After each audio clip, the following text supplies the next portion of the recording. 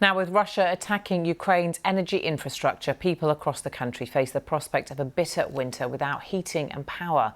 But one British haulage firm is providing a vital lifeline. They've made several trips to Ukraine already and they're about to go again, this time taking items like thermal clothes and torches, as well as a few Christmas presents. John Maguire reports. It's not sure what's underneath me. Don't know how I am up on this bridge. The bridge is gone. This is the moment in the dead of night on a road in Ukraine. Yeah, I ain't getting through that. When Scott Stones realises he can go no further. The bridge he was about to drive across has been blown apart. Since the Russian invasion, he's made 5 journeys, taking aid donated from Norfolk into the war zone.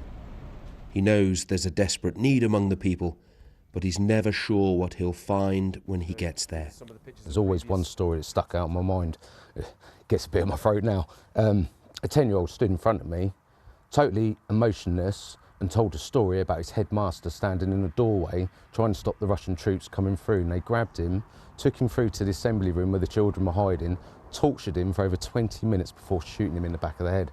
And that kid said it completely emotionless. When it was translated back to me, you're just like, wow, you know, how that kid's going to live a normal life again, or any of the children that was in that room, is something else. And that's why when people come up to me and say, why do you do what you do? And if they were to go there and see what I've seen and the people I see, it makes you can't help but be humanitarian towards them, you know, it's compassion. Now he's preparing to head back.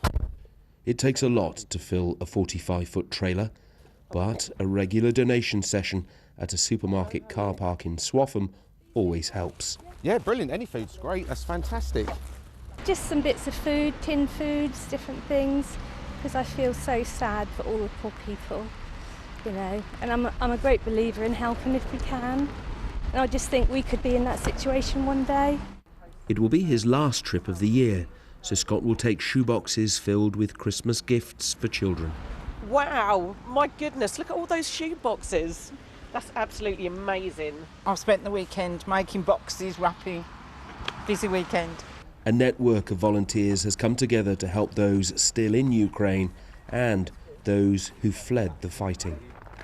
Just doing whatever we can to help them get on, to become independent, really. She's desperate to go back home, as most Ukrainians are, because it's home. Tanya, what do you think of the people helping you? I am happy отримувати help. Very happy for the help. Yeah. This is the main room where people bring donations, and then we sort them into huge. Various departments, and it's all free. In Durham, they've set up the Ukraine Aid Centre. There's free clothing for families, advice from the county council about schools, doctors, benefits, and a chance for those a long way from home to meet up. Via a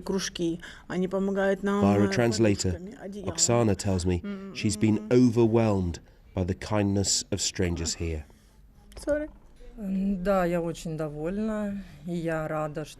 friend says she had no choice but to leave when the bombing started. Sisters Heather and Anne, who assure me their jumper choice was unintentional, are making a knitted contribution to the cause. The idea was to have a community for the guests coming over within our community, a safe place for them, somewhere where they could meet, congregate and smile. It was to make them realise that they're not alone, but also to supply them with any needs they might have in the early days of coming to the UK.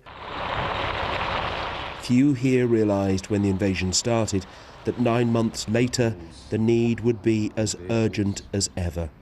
But while that need remains, there are many here who are prepared to help in whatever way they can.